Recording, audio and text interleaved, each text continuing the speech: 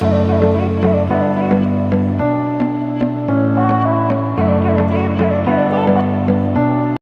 बच्चों, हमारे पास ये टॉपिक है, इसका नाम है फेजर डायग्राम। आज हम लोग एलसीआर पढ़ने वाले हैं। तो सबसे पहले जो हम स्टार्टिंग करते हैं वो जो 3 टॉपिक हमने पहले पढ़े थे उसके रिवीजन से करते हैं।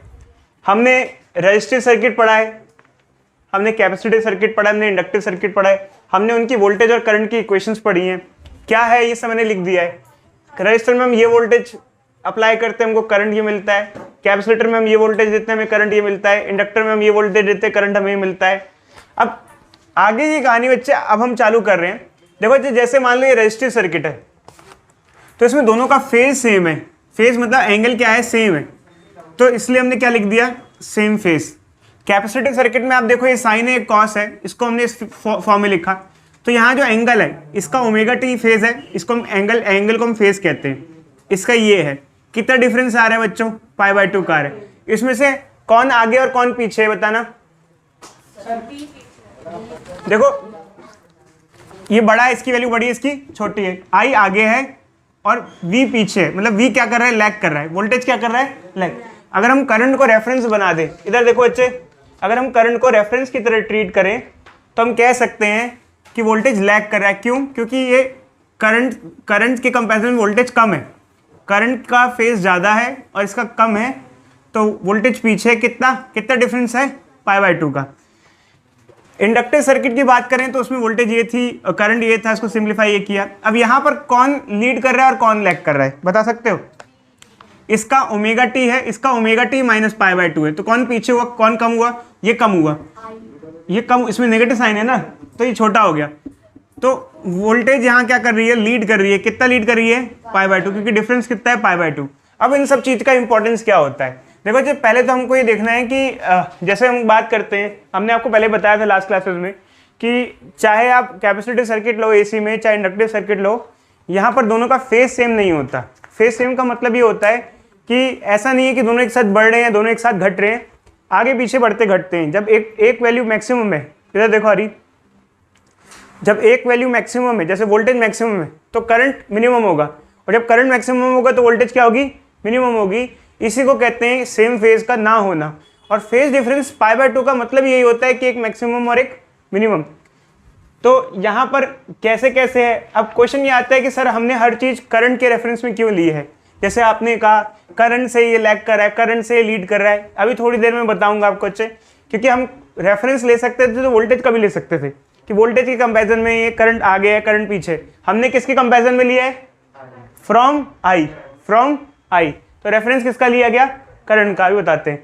देखो बच्चे, हमने ये भी पढ़ा था रजिस्टिव, कैपेसिटिव और इंडक्टिव सर्किट में कि रजिस्टिव सर्किट में जो अपोजिशन होती है उसे हम आर कहते हैं। कैपेसिटिव सर्किट में जो अपोजिशन होती है उसे हम एक्सी कहते हैं। इसका क्या नाम होता है, प्रिंस बताएगा। प्रिंस क्या होता है इसका नाम, कैपेसिटिव रेजिस्टेंस, कैपेसिटिव रिएक्टेंस। इसका नाम होता है इंडक्टिव रिएक्टेंस। अब होता क्या है बच्चे, हमें फेजर डायग्राम बनाने होते हैं। अब ये फेजर डायग्राम क्या होता है, देखो बच्चे, एक्चुअली क्या होता है, फेजर डायग्राम रोटेटिंग वेक्टर होते हैं। जिस तरीके से हम वेक्टर्स को सिंप्लीफाई करते थे, ऐसे ही यहाँ पर हमें वोल्टेज और करंट को सिंप्लीफाई करना होता है। देखो बच्चे, एक्चुअली क्या होता है, इधर ध्यान से देखो एक मिनट। इस ब्लॉक पे 10 न्यूटन के 3 फोर्स लग रहे हैं। ये इस ब्लॉक पे नेट फोर्स कितना लग रहा होगा, ये डिपेंड करता है डायरेक्शन पे। हो सकता है कि तीनों 10 न्यूटन एक ही डायरेक्शन में हो सकता है कोई आगे कोई पीछे हो।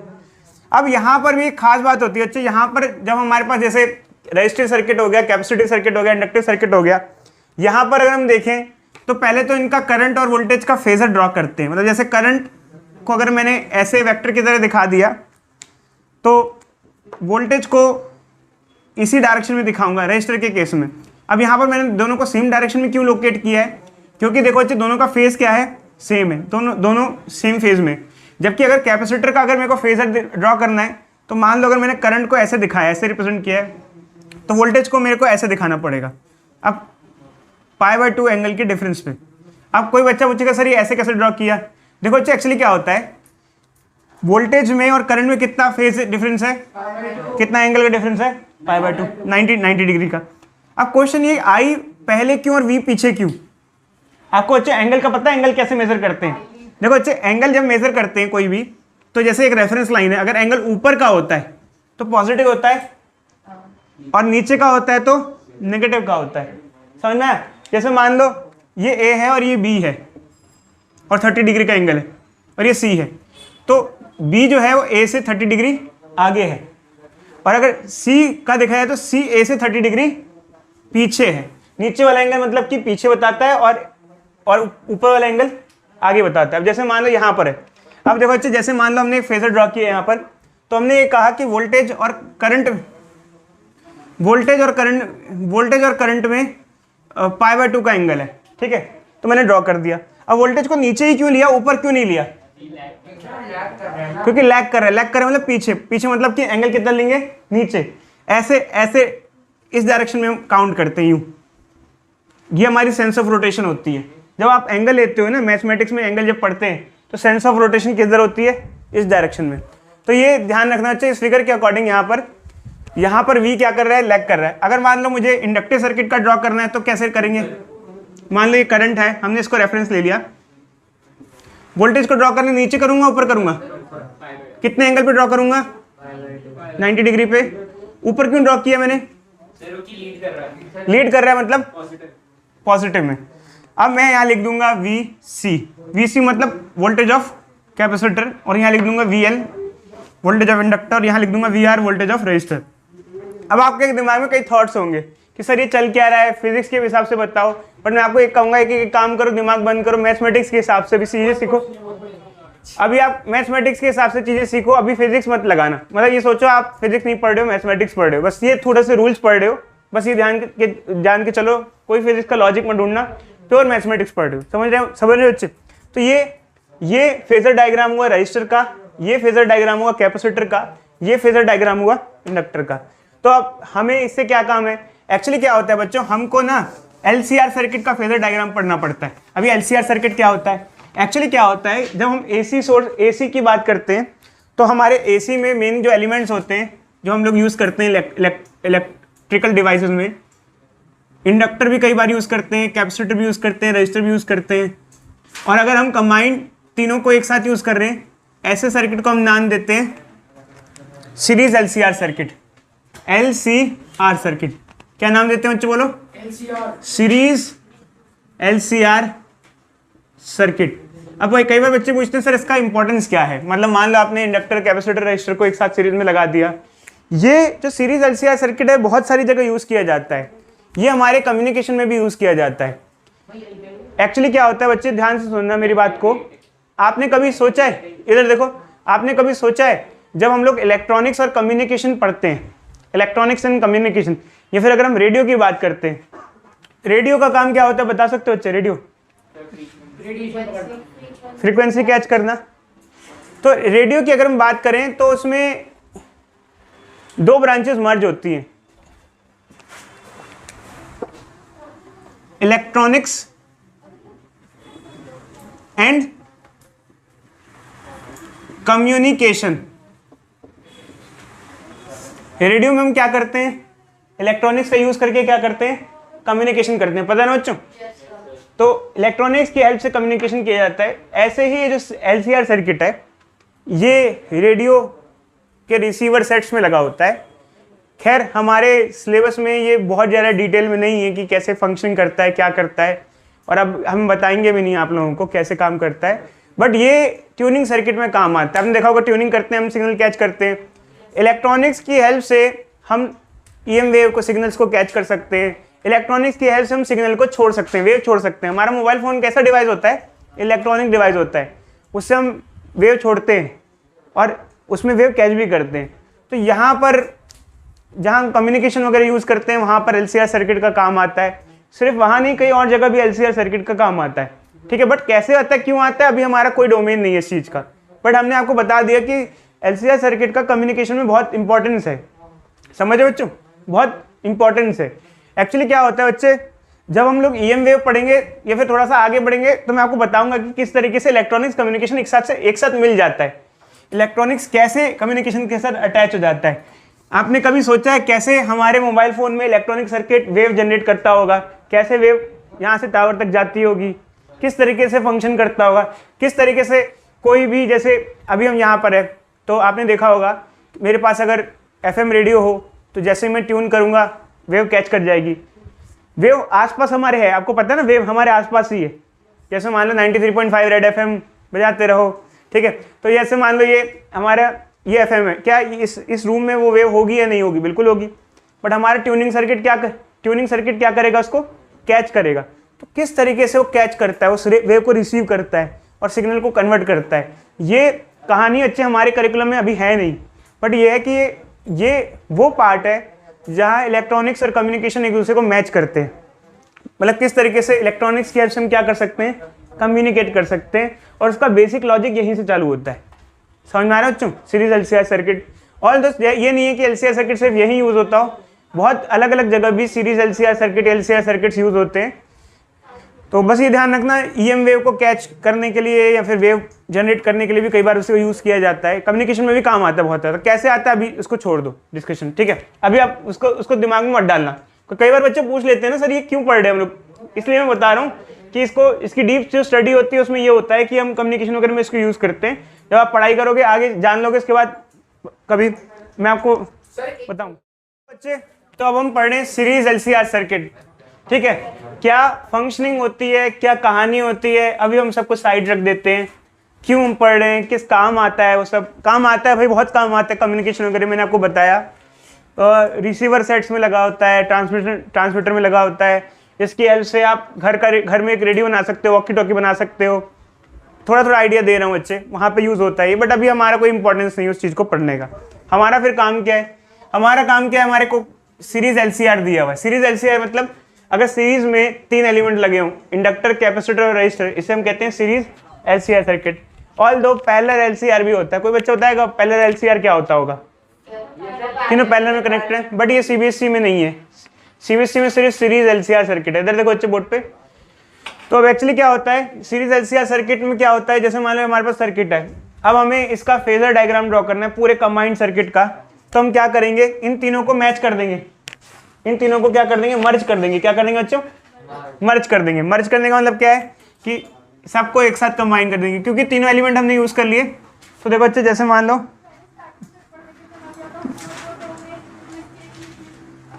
मर्ज कर देते हैं।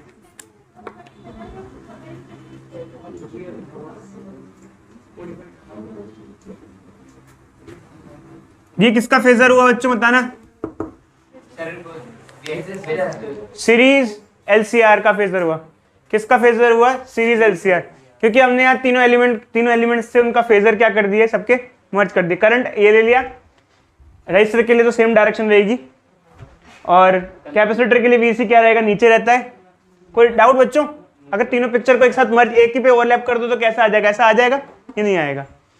अब ठीक है, हमने मर्ज कर दिया, बट ये आप तभी सीख पाओगे जब मैं आपको एक क्वेश्चन दूंगा, इसके बाद आप सीख पाओगे। देखो बच्चे, ये फिगर है। अब मैं आपसे एक क्वेश्चन पूछता हूँ बच्चे, जैसे मान लो, एक बहुत ध्यान से कुछ सुनना, एक क्वेश्चन पूछ देखना, ये बताना। जैसे मान लो बच्चे, हमारे पास ये एक AC सोर्स है, ठीक है, और इसके अक्रॉस पोटेंशियल ड्रॉप है 100 वोल्ट, इसके अक्रॉस पोटेंशियल ड्रॉप है 200 वोल्ट, इसके अक्रॉस पोटेंशियल ड्रॉप है 300 वोल्ट। ये सब RMS में।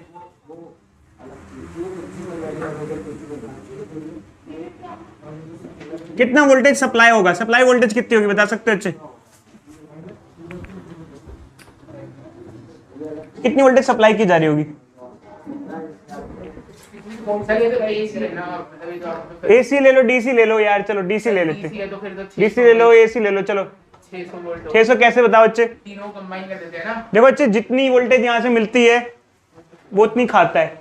300, 400, 500, 600। चाहे AC ले लो चाहे DC ले लो, आंसर क्या आ जाएगा? 600 वोल्ट ये दे रहा है और ये कंज्यूम कर रहे हैं, चाहे AC हो चाहे DC हो। AC में बता रहे हैं बच्चे, एवरेज की बात कर रहे हैं, मतलब RMS की बात कर रहे हैं हम ना इंस्टेंटेनियस की बात कर रहे हैं, हम किसी और की बात नहीं कर रहे, एवरेज की बात करें। एवरेज अगर लोगे, RMS लोगे, तो फिर वो DC की तरह ही थोड़ा काम करता है। ठीक है बच्चे, इधर देखो, इधर देखो बच्चे, अगर मान लो इधर देखो, तीनों इंडक्टर होते, क्या सेम आंसर होता? बिल्कुल सेम आंसर, क्योंकि ये वोल्टेज दे रहा है और ये वोल्टेज खा रहे हैं। अगर तीनों कैपेसिटर ही होते सर तो नहीं होता, तीनों कैपेसिटर होते, सेम नेचर के हैं, तो भी सेम आंसर होता, बिल्कुल सेम होता, क्योंकि तीनों एक ही नेचर के एलिमेंट्स हैं। लेकिन वो तो स्टोर कर लेता है।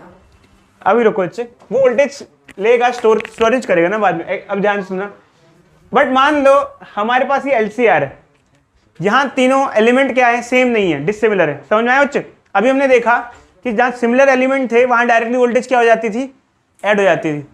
समझ रहे बच्चे? समझ। अब मान लो इधर देखो बच्चे, बोर्ड पे देखना, यहाँ तो फिर से 300 400 500 600 आ जाएगा, बट मान लो ये इंडक्टर है, इसके अक्रॉस पोटेंशियल डिफरेंस है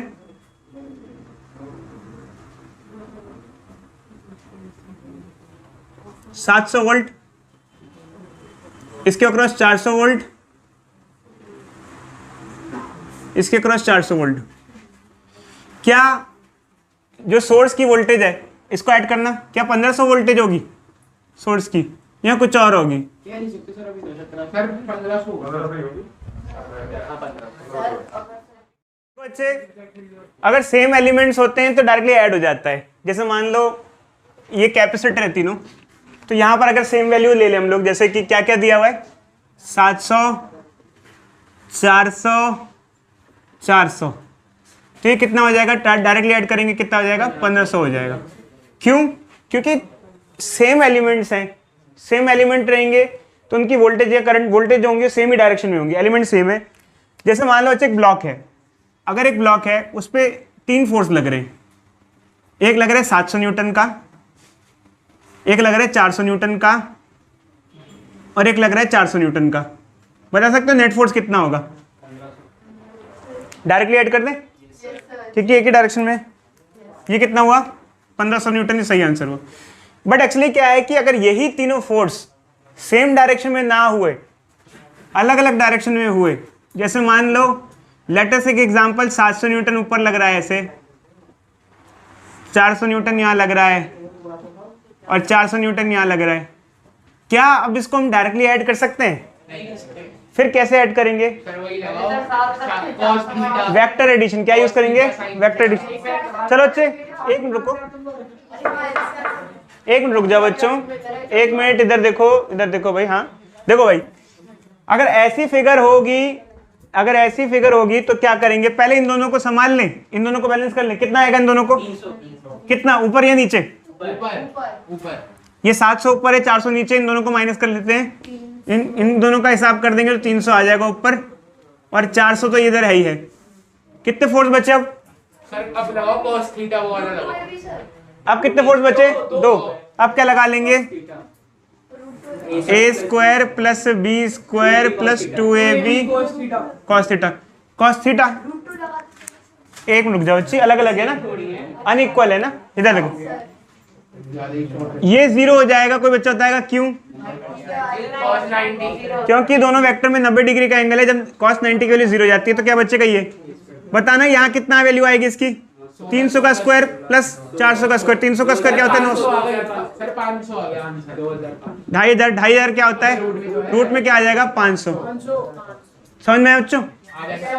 अगर फोर्स सेम डायरेक्शन में थे तो डायरेक्टली ऐड हो गए, ये लिखना नहीं है, ये तो फोर्स है ना, हम फोर्स तो नहीं पढ़ रहे।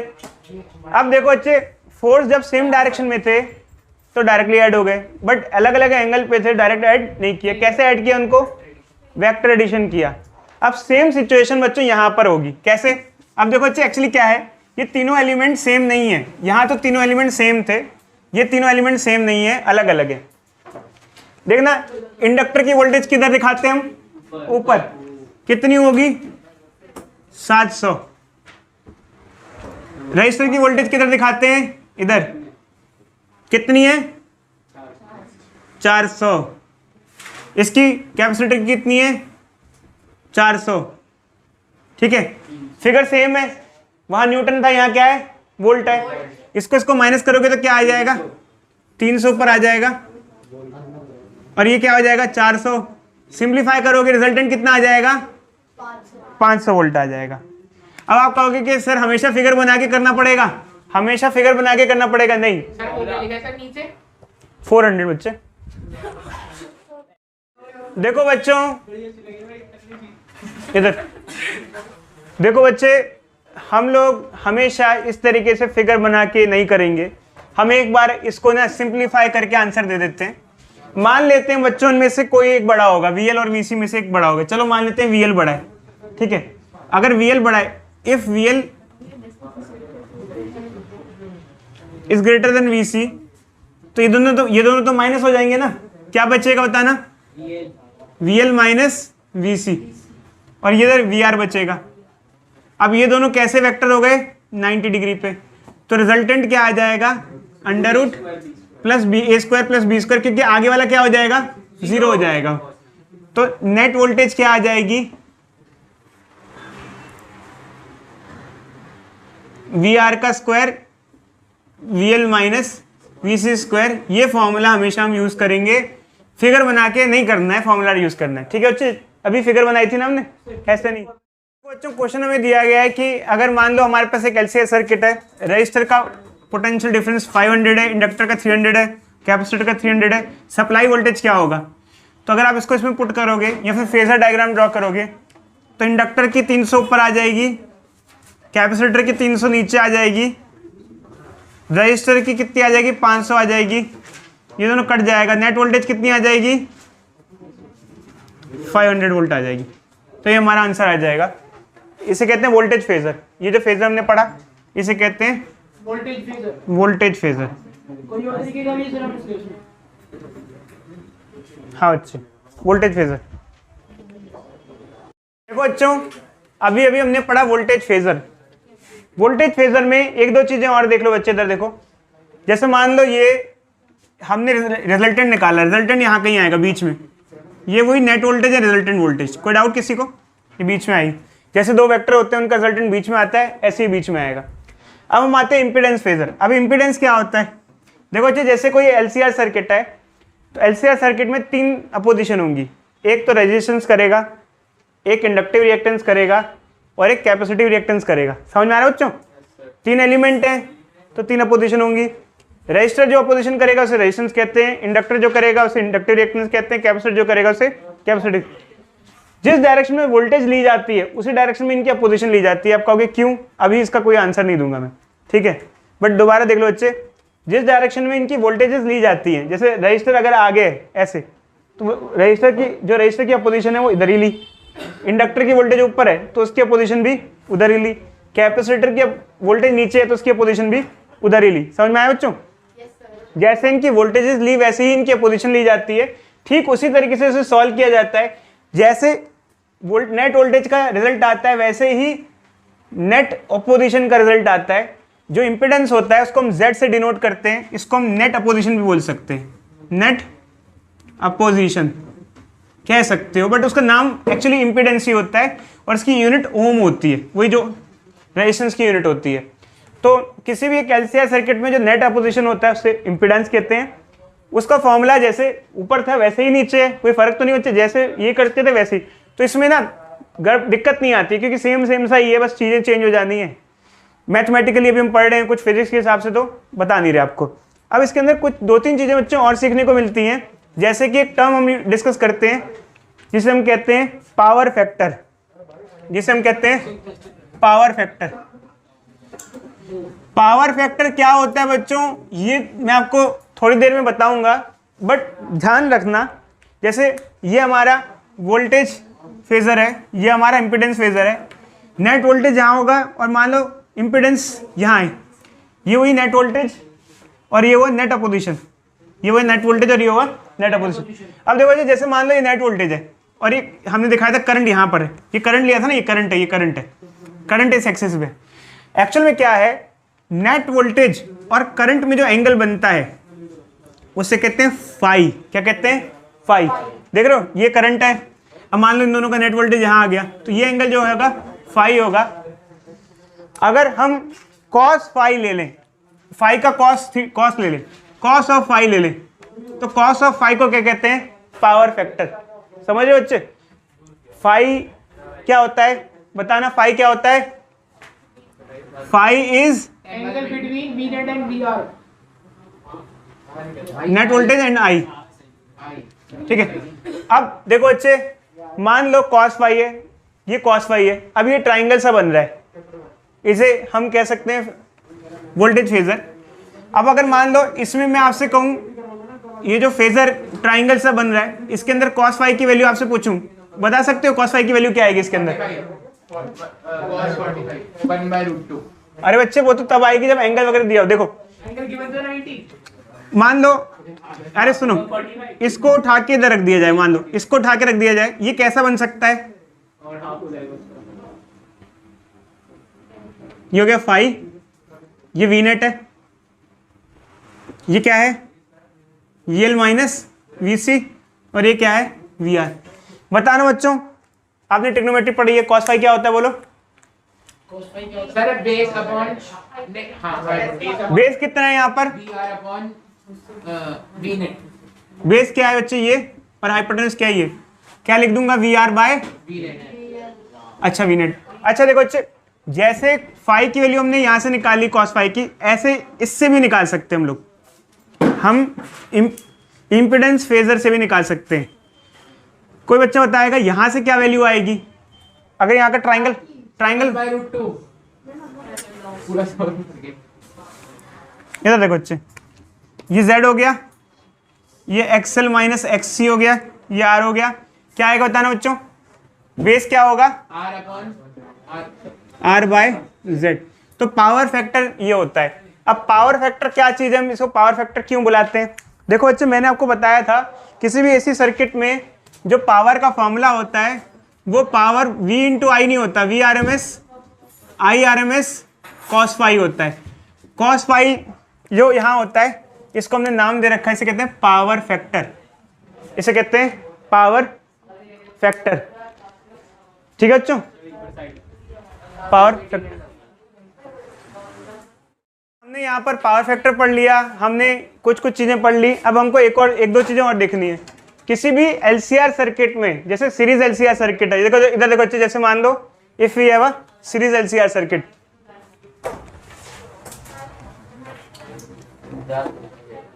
ये देखो बच्चे बोर्ड पे,